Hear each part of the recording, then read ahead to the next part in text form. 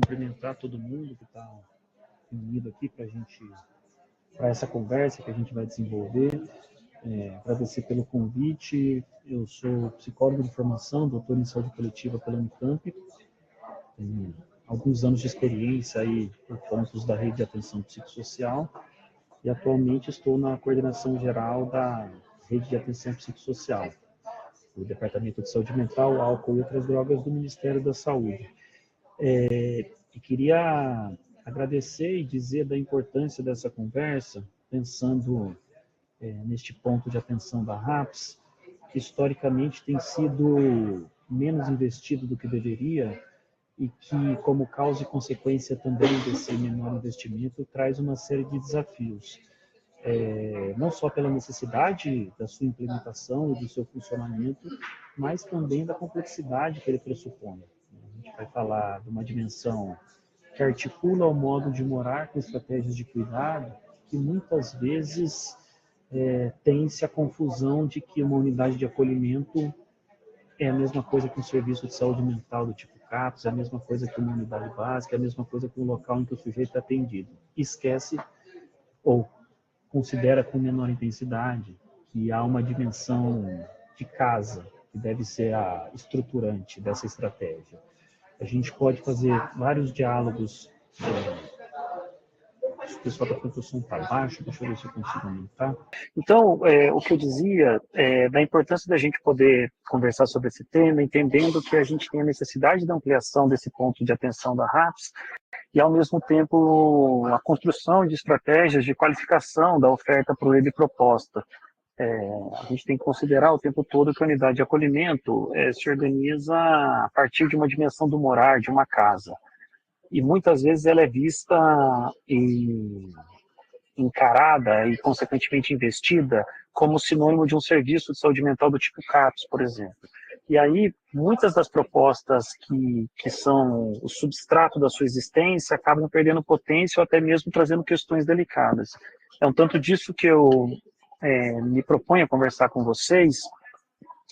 E também já convido, claro que reservando as devidas especificidades, a quem tem experiências também ligadas a serviço residencial terapêutico, por exemplo, a ponderar alguns desses aspectos, porque também questões que se ligam aos modos de morar, a articulação com os serviços de referência, os serviços de saúde de referência, também podem ser dialogadas com esta outra modalidade. Novamente, entendendo que há uma distinção bastante clara entre os objetivos de cada uma, entre o público de cada uma e, consequentemente, entre alguns aspectos do cotidiano que a gente tem que considerar quando do encontro com o usuário na sua casa.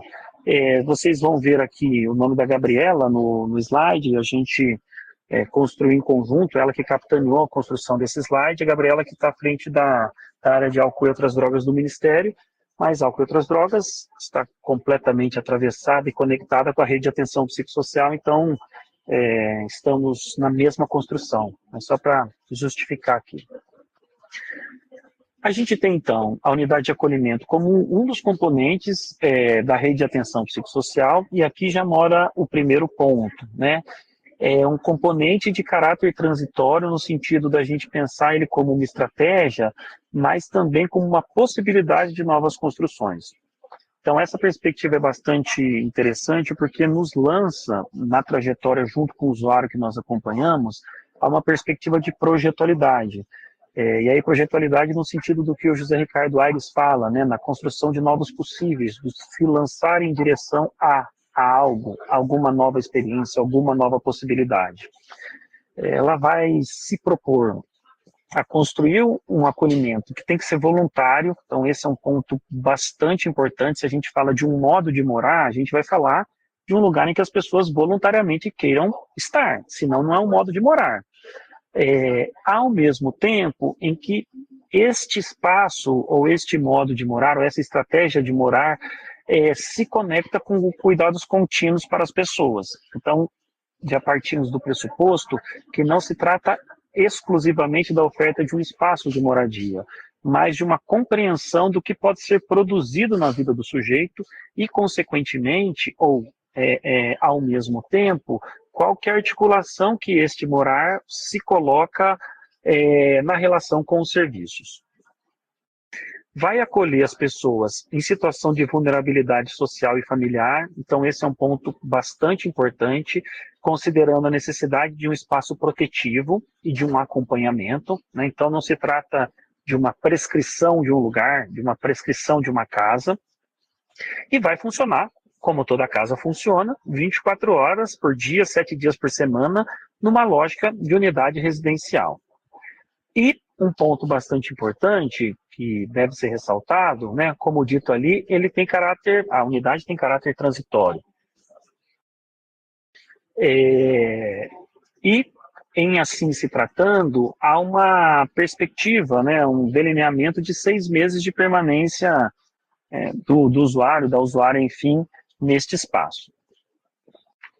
Bom, aqui a gente tem um aspecto fundador, né, ou alicerce, já que a gente está falando de uma casa, do funcionamento desse dispositivo. O primeiro é a gente poder pensar que, nessa perspectiva da unidade de acolhimento como casa, como moradia, há um investimento, e a gente espera que isso possa ser vivido e trabalhado junto aos usuários que lá estão, de um pertencimento ao território e comunitário. A ideia, então, é que o usuário possa, de fato, efetivamente no seu cotidiano, construir outras formas na relação com a comunidade, se comparadas às relações que costumeiramente ele estabelece. Então, que isso possa passar por uma lógica do desenvolvimento de outros papéis sociais, que isso possa passar por uma lógica do aumento do grau de contratualidade, ou seja, do grau de autonomia, que isso possa, e de negociação do sujeito, que isso possa passar por uma perspectiva também de uma diminuição do estigma a partir da dimensão em que o usuário é percebido para outras de perspectivas ou outros papéis sociais para além do classicamente reducionista de usuário de álcool e drogas, em que o sujeito pode, então, deixar de ser reduzido à sua relação com a substância para também passar a experimentar a dimensão com a comunidade como parte do seu território existencial.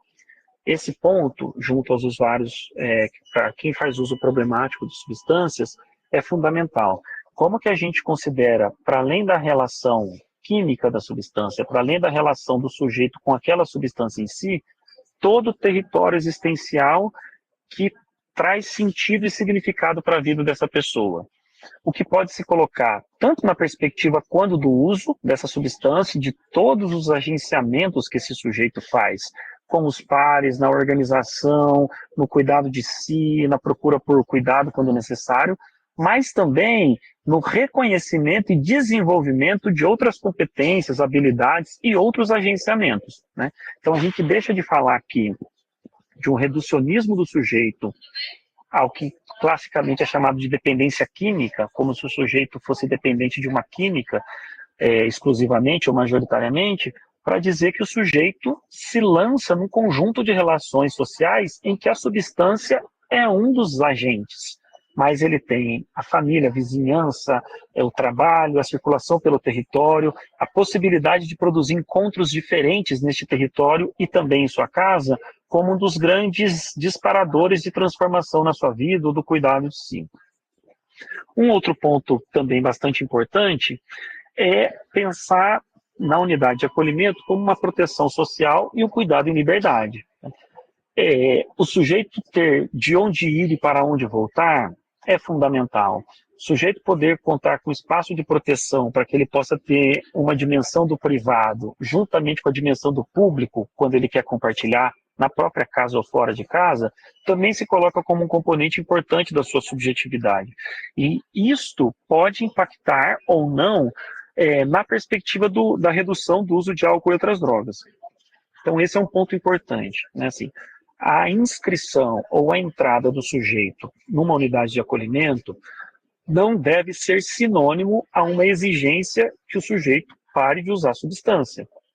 A gente vai entender que o uso problemático de substância, juntamente com outros modos de representação do sofrimento, se coloca como parte da constituição do sujeito.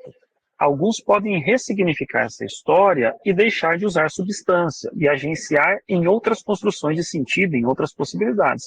Mas muitos outros não querem ou não conseguem deixar de fazer o uso da substância. Então, a perspectiva de ampliar a capacidade do sujeito a agir sobre si, de compreender do que sofre e de contar com rede de suporte para acompanhar os cuidados relativos a esse sofrimento, é o que deve mover. E não uma leitura reducionista de que o sucesso terapêutico, ou que se espera necessariamente a partir da entrada num dispositivo como esse, é a cessação do uso. Porque esta exigência pode fazer com que o sujeito não consiga permanecer no espaço, não consiga encontrar sentido no tratamento. E uma outra perspectiva bastante interessante é a aposta na articulação de rede, né? Ao estar inserido numa unidade de acolhimento, o sujeito necessariamente vai estar inserido em um dispositivo de saúde mental que vai construir o seu cuidado. Isso, então, vai fazer com que a unidade de acolhimento seja o morar do sujeito, mas não uma extensão do CAPS. E aqui é muito importante, esta confusão muitas vezes se dá também, por exemplo, em outros modos de morar, como no serviço residencial terapêutico, em que os profissionais dos CAPs, ou até mesmo da unidade básica, entendem a unidade de acolhimento como uma extensão do serviço, no sentido de procurar fazer interferências de cuidado lá dentro da casa, do mesmo jeito que faz na unidade de saúde, de colocar prontuário do usuário dentro da unidade, de querer que o usuário se comporte ou tenha atos na casa, tal qual ele deveria ter numa unidade de saúde, e aí com isso a gente traz uma confusão conceitual e consequentemente prática de que a unidade seria uma extensão do CAPS ou de outro serviço de saúde. Unidade de acolhimento é casa. Na casa nós somos cuidados de um jeito diferente do que nós somos cuidados nos serviços. Na casa nós recebemos visita das pessoas, ao passo que no serviço somos nós que visitamos o local. Na casa, quem constrói o sentido, as regras, os códigos, são os moradores, ao passo que muitas vezes no serviço é o próprio serviço ou os usuários sozinhos não constroem isso. Então é muito importante para nós trabalhadores que estamos no acompanhamento de usuários da unidade de acolhimento, entendermos que a UA não é uma extensão do CAPS, é a casa das pessoas. Então, eu não vou me deter muito nesse ponto aqui, mas eu coloco a título de busca depois para quem tiver interesse em ter um conhecimento mais minucioso. A gente tem uma legislação que vai dispor aí sobre o funcionamento, sobre a instituição da unidade de acolhimento, que vai trazer as referências de financiamento, de construção, depois de recomposição do incentivo financeiro de custeio mensal. Isso é importante saber porque vai trazer o que se espera de um funcionamento ou quais são as diretrizes e normativas, né? Então eu recomendo para que vocês que querem mais proximidade com o tema procurem depois essas normativas e diretrizes, mas que elas também não se coloquem de uma forma burocratizada. A ideia de trazer para vocês isso é um referencial legal, burocrático legal sobre o tema, que é importante, sobretudo quando a gente está lidando com um tema carregado de estigmas, ou atravessado por tanto estigma quanto esse, né, que são os cuidados relativos a pessoas com uso problemático de substância. Então, importante conhecer a lei e os direitos e as regulamentações, quando muitas vezes a gente entra em discussões com outros serviços da rede de saúde ou com outros setores, por exemplo, que não reconhecem esse direito e o funcionamento dessas unidades. Mas a gente não deve se deter só nas normativas, esse é um ponto bastante importante. Então, lá nessas normativas e diretrizes, a gente vai ter aí as organizações, né, a unidade de acolhimento para cidades a partir de 200 mil habitantes ou a partir de 100 mil habitantes, o incentivo, né, para abertura e funcionamento de 70 mil, depois o custeio mensal, que é o valor repassado de acordo também com o número de vagas, de acordo com a modalidade, se ela é adulta ou se ela é infantil. Isso tudo tem disposto no material que eu projetei anteriormente. E aqui eu queria trazer alguns dados oficiais, né? Eu começo a nossa conversa falando da importância desse tema, mas ao mesmo tempo do desafio histórico que a gente vive. e a necessidade consequente de ampliação, né, da habilitação desses serviços e da qualificação do funcionamento dos já habilitados, para a gente ver como há uma série em expansão, mas ainda um número bastante tímido, né? Vejam que aqui a gente tem mais escuro a unidade de acolhimento adulto e mais claro a unidade de acolhimento infantil.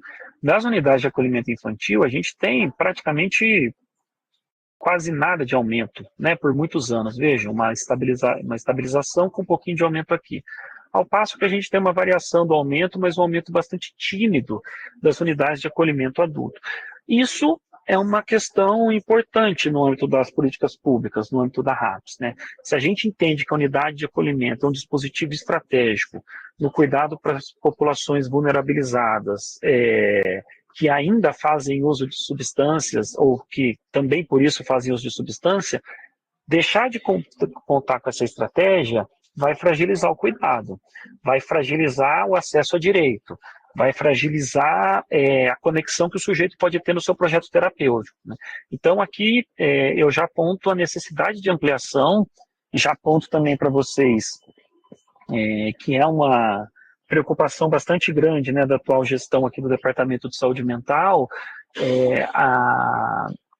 o fomento, o incentivo aliado à qualificação do funcionamento desses espaços. Então a gente tem isso no horizonte a curto prazo, não a longo prazo, entendendo que é muito tímido em relação às necessidades dos sujeitos e ampliação da RAPS como um todo. Se a gente for pegar, então, a divisão destas unidades habilitadas, a gente vai ver que tem uma distribuição bastante desigual, né? Não sei se temos colegas aqui da região norte, mas a gente só tem 2 na região norte como um todo.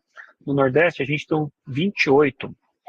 No Centro-Oeste, muito pouco também, 3. No Sudeste, 39, que é um número mais elevado, mas considerando densidade demográfica, é um número também bastante preocupante. E na Sul nós temos 14. Né? Vejam, aqui eu estou dizendo das habilitadas. Pode ser que o número seja maior se elas não estiverem habilitadas e os municípios custearem, enfim, os municípios pagarem essa implantação, né? E atualmente, né, para vocês saberem o quanto que a gente tem de pedidos aqui, a gente tem 21 propostas solicitadas, vinculadas ao DESMAD, com um valor de quase 11 milhões, mais ou menos, né, 11 milhões e 200 mil, mais ou menos, para dar conta disso tudo, né? Então a gente tem, que não vem ao caso a gente entrar nesse detalhe, mas elas estão em diferentes estágios, né? Ou em ação preparatória, ou elas já estão em execução, ou estão em readequação, elas já existiam e foram adequadas ao que se esperava delas, ou obras concluídas, mas que ainda não estão em funcionamento. Em relação à equipe mínima, a gente tem, na unidade de acolhimento adulto, né, profissionais do nível universitário, do nível médio. Então, a gente espera que tenha pelo menos 56 horas semanais de profissionais, com pelo menos um profissional por turno. Há, então, um compromisso e uma responsabilidade de que tenha um profissional de modo intermitente, né, na unidade, e ao mesmo tempo que a gente tenha 2 profissionais por turno. Vejam que aqui já traz o tamanho do desafio, que é ter profissionais acompanhando os usuários, afinal, é um dos pontos da RAPS, há uma necessidade específica de cuidado estabelecida até então, que justifica ou que aponta para a necessidade desse profissional estar lá. Ao mesmo tempo, esse profissional não está fazendo plantão no CAPS, esse profissional não está no plantão no hospital, esse profissional não está cumprindo o seu turno na UBS, ele tem que operar de uma outra forma. Isso eu vou falar na sequência. E aí a gente tem os pressupostos, né, que os profissionais com 2 anos de experiência ou pós-graduação, estrito senso na área de cuidados, e aí pode ser assistente social, educador físico, enfermeiro, psicólogo, TO ou médico. E as unidades de acolhimento infanto-juvenil, por sua vez, elas também pressupõem, né, a presença de 56 horas semanais de profissional, mais 2 de nível médio, com a entrada também de um profissional universitário vinculado à educação. Aqui, obviamente, uma especificidade do público, entendendo a garantia de direitos pelo ECA e a necessidade que o PTS desse jovem, e dessa criança, desse adolescente, enfim, componham os espaços educacionais, né? Aí tem a ver com a singularidade do público atendido, das histórias, dos sujeitos que lá estão. Há também uma proposição de estrutura física mínima, né? Então, depois eu deixo aqui a gente deixa, né, esse material que vocês podem acessar na íntegra, que vai descrever um pouco mais, ele vai esmiuçar, enfim, né, vai apontar aí as especificidades, mas esse slide é para trazer, de um modo geral, de que uma casa tem que ter cara de casa, uma casa não pode ter cara de ambulatório, uma casa não pode ter recepção, uma casa não pode deixar de ter o sentido do morar para o usuário. E aí eu queria me ater um pouco mais a alguns pontos, né? A gente pode pensar nos modos de morar, e aí eu deixo uma sugestão aqui para vocês de uma pesquisa realizada por diferentes universidades, mas ela foi capitaneada pela Unifesp da Baixada Santista. Eu me lembro que um dos pesquisadores, um dos autores é o professor Juarez Pereira Furtado, e também tem outras autoras com ele, e essa pesquisa resultou num livro, mas também resultou num artigo que vocês podem encontrar facilmente no Google Acadêmico. Não me lembro o título com exatidão, mas é algo sobre modos de morar para os usuários em intenso sofrimento psíquico.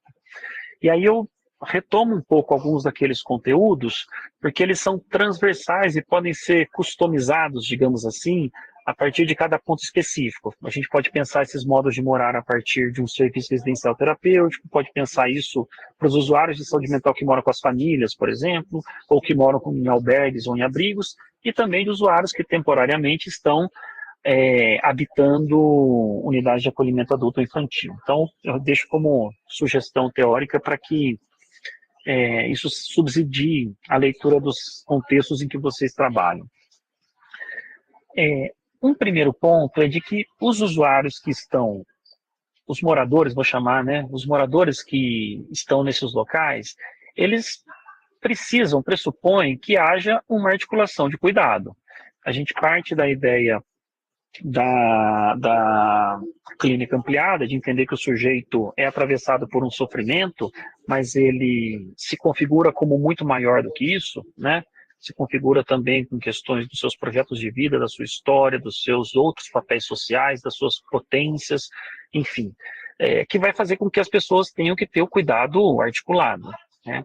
O usuário de uma casa, seja qual casa for, tem que estar articulado à atenção primária à saúde.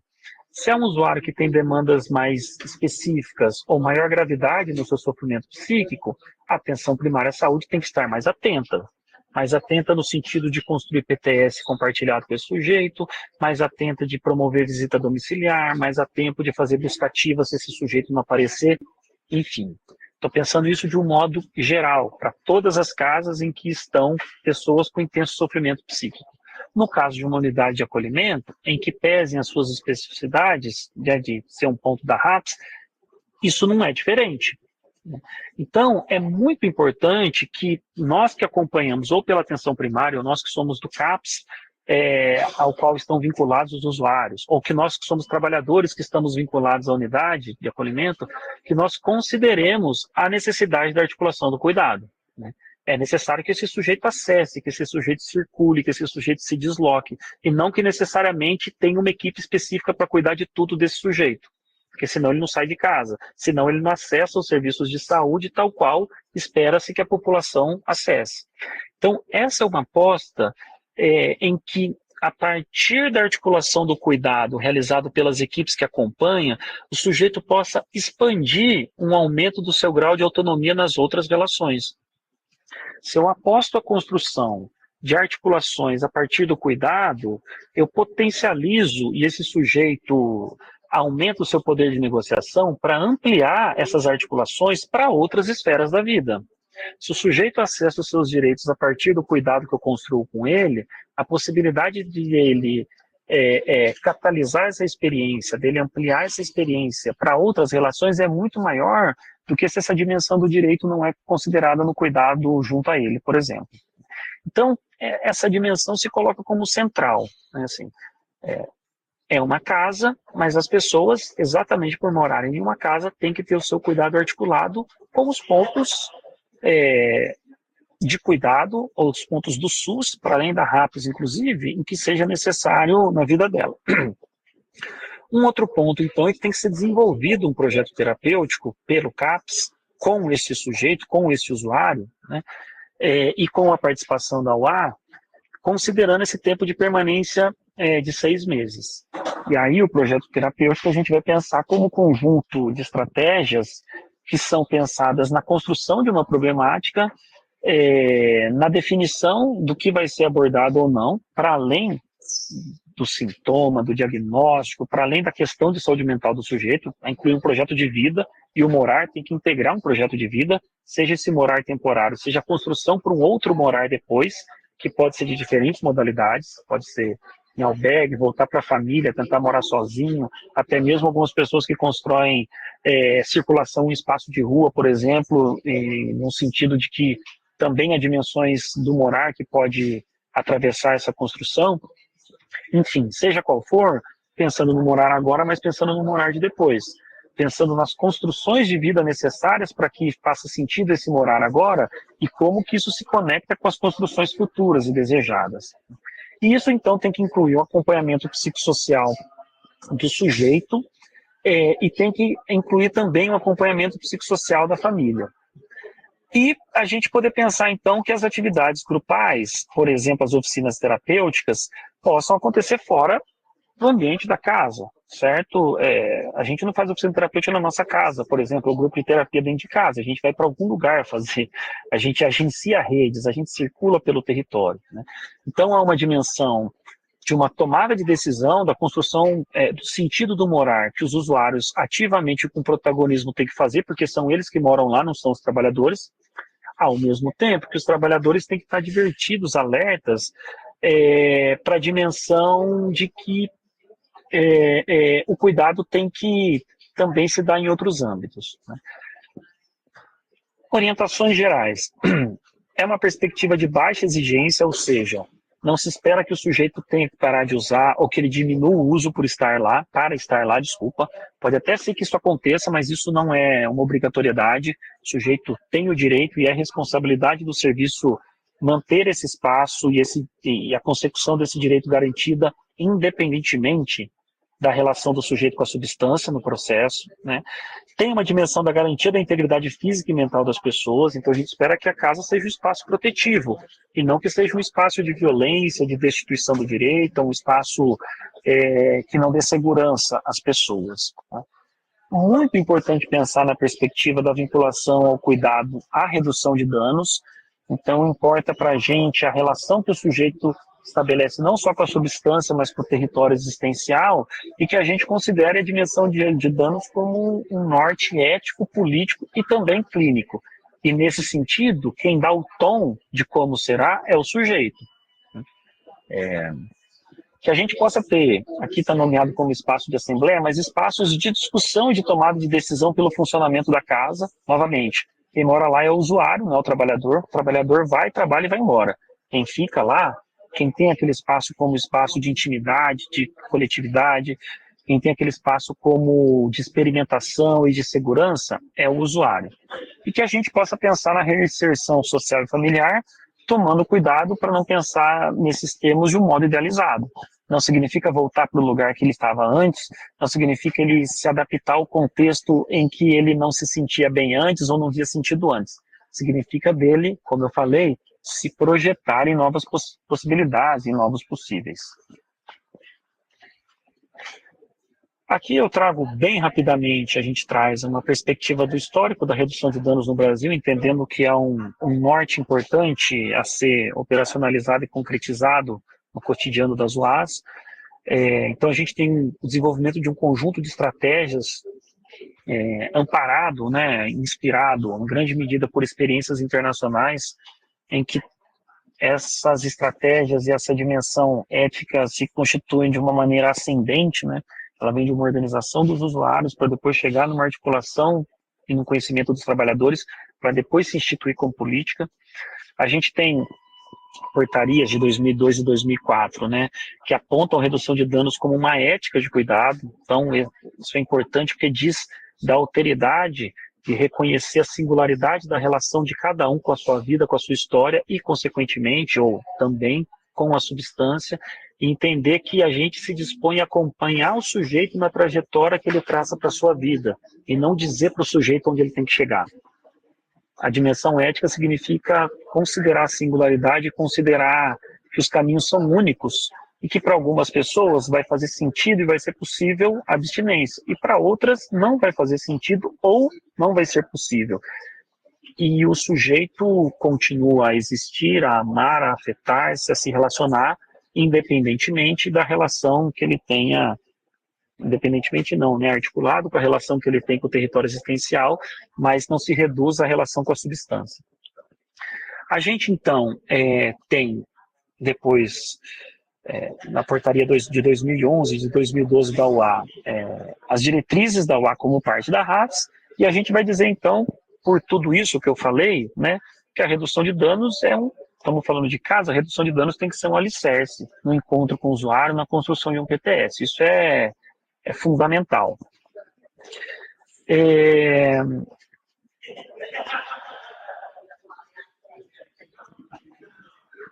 E aí, em relação à parte mais operativa, né, a gente tem o SAIPS, que é o Sistema de Apoio à Implementação Política, a implementação de políticas em saúde, que é onde os municípios vão fazer onde os municípios vão fazer o pedido de habilitação, o pedido de financiamento, enfim, que vão solicitar a abertura dos pontos de atenção e, consequentemente, dentre esses pontos de atenção, a unidade de acolhimento, né? Então, essa parte é uma parte mais vinculada à gestão, mas fica também para todo mundo saber como se faz, até para poder conversar nos seus municípios, como que se organiza esse cadastro, né? Tem que ser feito por cadastradores e gestores, e lá então vão residir os modos de cadastro, passo a passo, para quem quer habilitar uma unidade de acolhimento no seu município. Aqui eu trago achei que estavam as referências, eu posso enviar depois, tá? Aí acho que pode parar de apresentar, eu vou falar mais algumas questões, mas eu não vou mais precisar dos slides. Bárbara, acho que é você que interrompe, né? Eu queria trazer, por fim, alguns pontos, considerando o modo de morar, que valem a pena que vocês fiquem atentos, né? É uma sugestão, na verdade, né? Quase como se fosse aspectos do manejo, da relação de cuidado com o usuário. O primeiro é a gente poder pensar nas contribuições da saúde coletiva em relação aos modos de morar, né? Pensar na construção de maiores graus de autonomia do sujeito, pensar na construção de um projeto terapêutico que considere também os modos de morar, pensar no aumento da rede de suporte das pessoas, se constitui como um fundamento do cuidado em saúde mental. Né? E aqui a gente pode pensar isso de um jeito ampliado. Né? A possibilidade do sujeito construir projetos para a sua vida, a possibilidade do sujeito compartilhar as formas do cuidado, a possibilidade do sujeito ter alguém que se responsabilize por este acompanhamento e se vincule a esse usuário no âmbito da criação de confiança, de pertencimento, no âmbito da criação de uma segurança de que esse cuidado não vai se perder, é fundamental. Então, poder pensar na rede de atenção psicossocial, poder pensar nos dispositivos do PTS, poder pensar na assembleia, que é a tomada de decisão dos usuários em relação ao funcionamento da casa como uma das estratégias, são componentes importantes que a saúde coletiva pode trazer no cuidado em relação a esses sujeitos.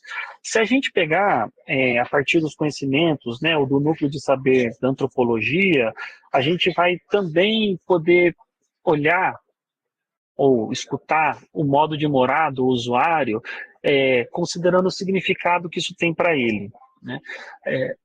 o significado do morar para o usuário que está na UA, muito possivelmente, vai ser diferente do meu, que tem um outro jeito de morar, uma outra história, uma outra lógica do que significa, tem uma compreensão e tem uma identidade constituída de uma inserção social pelo morar muito diferente, por exemplo, desse usuário. Então, poder pensar na construção do significado que tem para o usuário, que é muito diferente da nossa, é um desafio. Por isso que a gente tem que estar em equipe, porque muitas vezes eu vou ter pontos cegos que eu não vou conseguir me atentar em relação a isso, né? Então, esse aspecto é bastante importante, é muito importante, né? Também é muito importante que a gente consiga considerar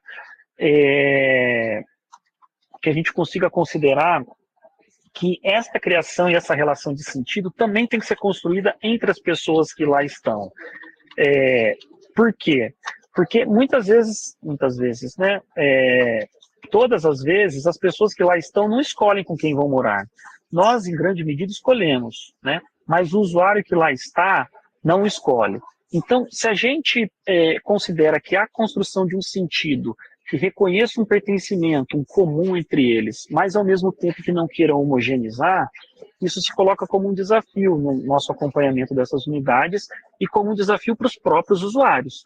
Como morar num espaço em que cada um tem sua singularidade, mas há necessidade de compartilhamento, em que cada um tem que ter sua privacidade, a sua história, mas há necessidade de estabelecimento de regras, porque todo mundo divide o espaço e todas as casas, de um modo ou de outro, por mais diferentes que sejam, têm os seus significados, têm os seus símbolos, têm o que é permitido e o que não é permitido. E isso tem que ser construído efetivamente com o protagonismo do usuário, porque a casa é dele. Uma dimensão, por exemplo, que a arquitetura pode trazer, além da disposição física do espaço, é o sentido da habitação, que subjetivamente pode ter para o sujeito que ali está, né? Assim, o que significa habitar um espaço para quem estava numa situação de não ter um espaço seguro, ou de estar em situação de rua, ou de estar num local com muita violência e com pouca proteção, né? Como que habitar esse espaço, habitar uma casa também diz da singularidade das pessoas, né? Pensemos nós das nossas casas. Quando alguém invade a nossa casa e rouba alguma coisa, a sensação de invasão não é só pelo item roubado, uma sensação muitas vezes até corporal. Por quê? Porque subjetivamente também nós nos constituímos a partir da nossa habitação, seja qual modalidade for. Isso diz da nossa subjetividade. Isso então reforça e aí acho que provoca a gente ainda mais a pensar como que a gente entra e sai da casa das pessoas, entendendo a nossa função enquanto trabalhador, mas entendendo aquele como um espaço que é do sujeito, não é nosso. E por fim, quer dizer, não é só nosso, né? Os sentidos de estar lá são diferentes para quem trabalha e para quem mora. E por fim, eu queria trazer um outro aspecto bastante importante que a psicanálise ajuda a gente a pensar, que é como o sujeito também se organiza e se estrutura simbolicamente ou inconscientemente a partir da sua circulação e do seu pertencimento à casa. Falei um pouco disso aqui pela arquitetura, mas eu queria retomar como um ponto mais específico. A casa é uma extensão nossa e nós somos uma extensão da nossa casa. O jeito de organizar a casa diz das nossas dimensões inconscientes, dos nossos valores, dos nossos desejos, da nossa singularidade, né? Há uma dimensão do laço com o outro que a gente espera que possa ser experimentada na casa e também para fora da casa, né?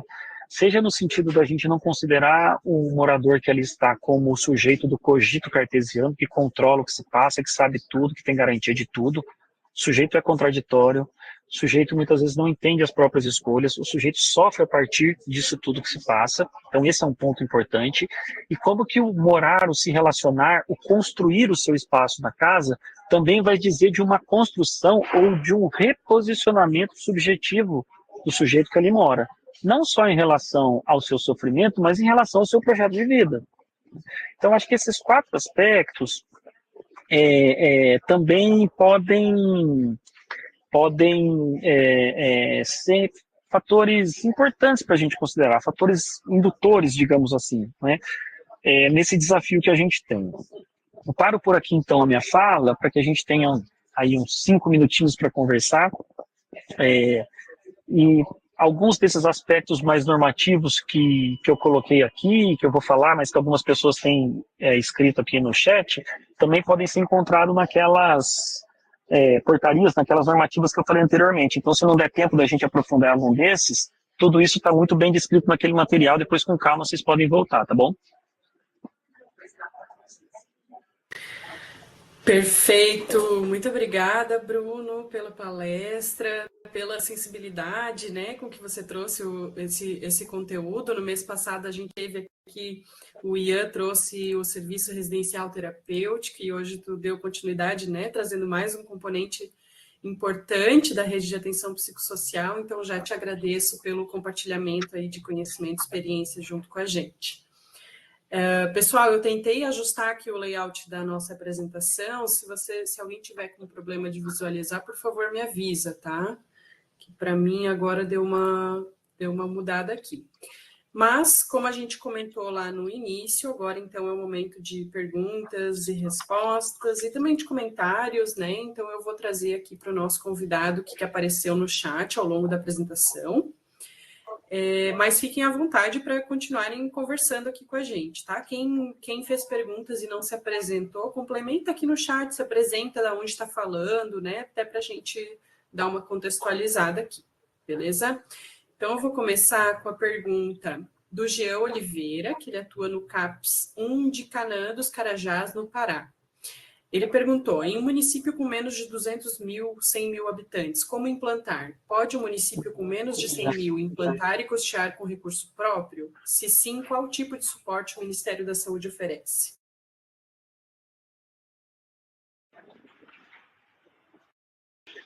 Peraí que eu acho que eu perdi a minha... Voltou agora, a sua câmera tinha sumido, mas voltou. Voltei? Tá bom. Desculpa, gente, é que eu tô com vocês aqui, tô com 1.500 coisas acontecendo ao mesmo tempo nesse ritmo Ministério da Saúde. Já vou cruzar um pouco dessa pergunta com uma outra que eu vi no final. Posso, Bárbara? Porque eu acho que tem a ver e acho que a gente já responde. Algumas pessoas perguntando se tinha prazo para fazer o pedido de habilitação, né? Não tem. Então, a partir ali deste final aqui, deixa eu voltar ao site, endereço, cadê? Aqui, ó. A partir dos sites, não tem prazo de encerramento, os municípios podem fazer o pedido de habilitação, inclusive municípios com menos de 100 mil habitantes, tá? A partir deste pedido que vocês fazem, as normativas, enfim, o que se espera e o passo a passo que está ali, que tem que ser contemplado, são avaliados, mas a gente também tem os apoiadores, né, os técnicos, os assessores técnicos aqui do Ministério, e aí tem os apoiadores por Estado, né, que ficam à disposição, que dão suporte, que prestam de fato apoio para as próximas etapas ou para as dúvidas que se tenha. Então, é possível habilitar com menos de 100 mil e não tem prazo específico, tá? A única questão é que quem tem acesso à habilitação são os cadastrados ou gestores. Mas o meu convite, a minha sugestão, né, para quem tem interesse, é que vocês possam conversar junto aos pares da saúde mental, à coordenação municipal de saúde mental, aos espaços de controle social, que os gestores possam conversar no plano de ação regional, enfim, cada um na sua instância para efetivação dessa proposta. Beleza. E o Jean também pergunta qual o tipo de suporte o Ministério da Saúde oferece, e a Edilene, que perguntou sobre o prazo, também perguntou se tem algum financiamento para construção, reforma da estrutura física. Tem. Se vocês olharem ali, um dos slides eu passei, mas depois vocês podem olhar com calma ali nas portarias, tem suporte no sentido das orientações em relação à burocracia, digamos assim, né, o passo a passo a ser seguido. Então, vocês, a partir do momento que fazem o pedido de habilitação, estão em contato com o Ministério da Saúde, que vai esclarecer dúvidas e dar suporte nesse caminho, além do suporte financeiro em relação à implantação e ao custeio mensal. Então, vai depender se é unidade de acolhimento adulto, se é unidade de acolhimento infantil, enfim. É porque o valor varia, eu digo, tá? Mas tem para todos. E olha, nem deu tempo da gente entrar nas especificidades de uma unidade de acolhimento infantil, que a gente está dizendo de um público infanto-juvenil que certamente a gente tem que articular com muitas outras coisas, né? Fica para os próximos capítulos, mas fica o convite à reflexão também para vocês. Ótimo, já temos tema para o próximo encontro, então. Olha só, o Jean Oliveira também perguntou sobre o tempo de permanência. No caso de não ser alcançado pela equipe e usuário algumas evoluções relacionadas à inclusão social e autonomia, pode ser estendido esse tempo? Isso tudo vai ser avaliado pela equipe, então, a partir do projeto terapêutico singular.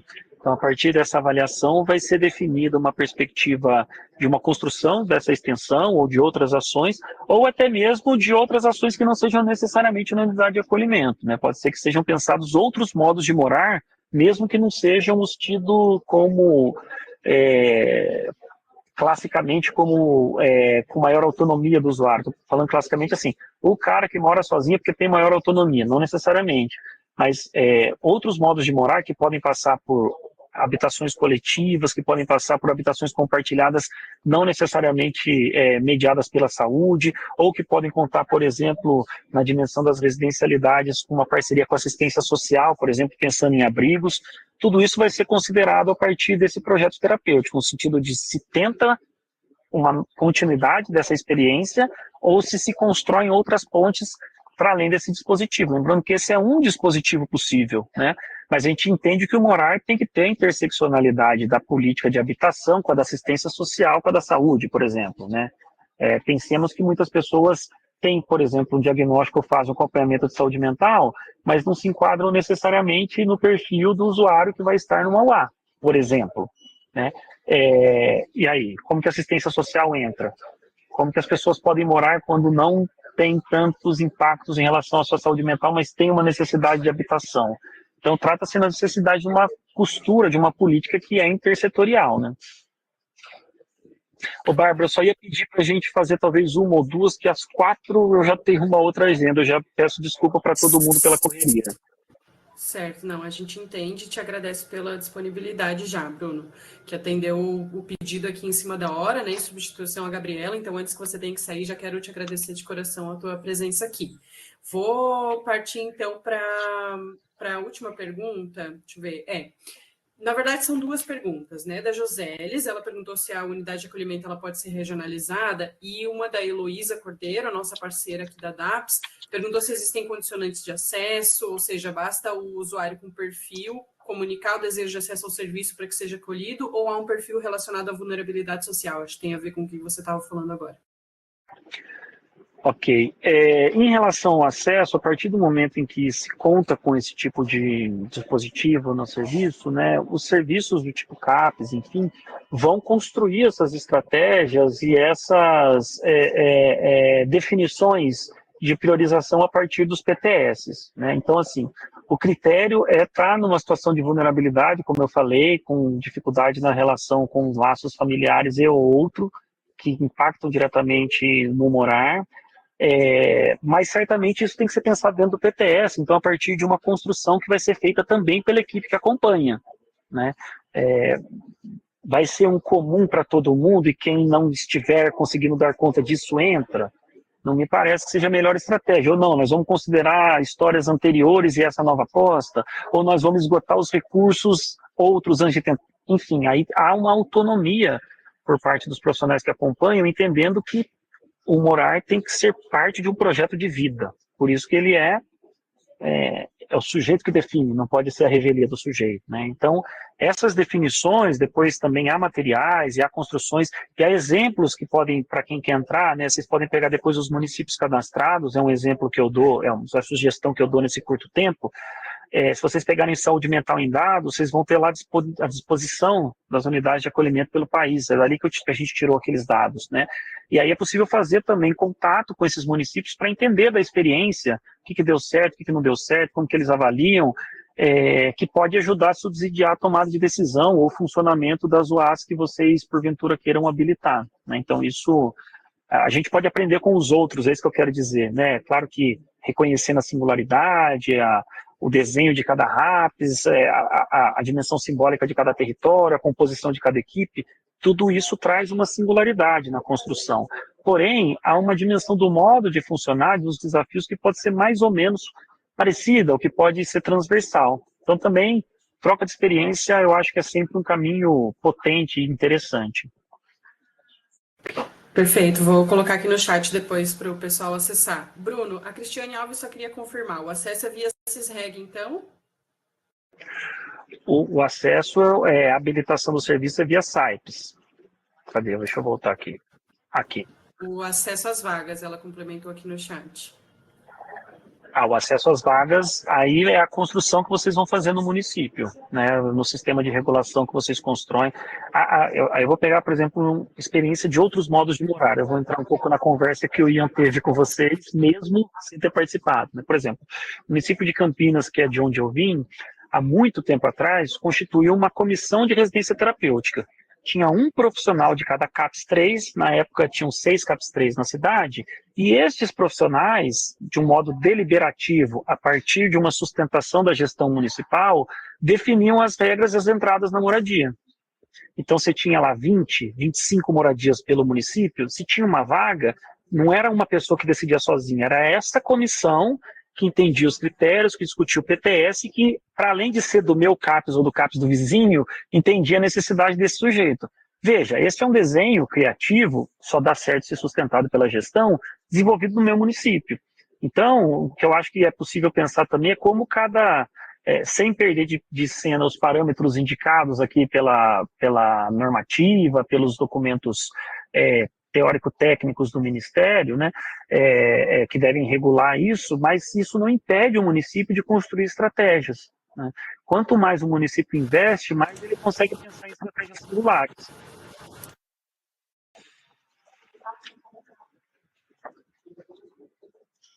Link que está aqui no PDF, na apresentação do Bruno, tá? Mas assim, só para tranquilizar, tem bastante gente perguntando, a apresentação vai ficar disponível junto com o vídeo, tá? Junto com a gravação, então vocês vão poder rever a palestra. Eu vou liberar o Bruno aqui que está com horário, né? Então, Bruno, de novo, imensamente gratos, tá? Pela tua participação, por ter atendido aí esse pedido e por ter compartilhado tanta informação com a gente. E quero agradecer também a DAPS, a nossa parceira que fez essa ponte aqui com o Bruno, com a Gabriela, né, para a gente ter esse momento, essa atividade de teleeducação aqui hoje.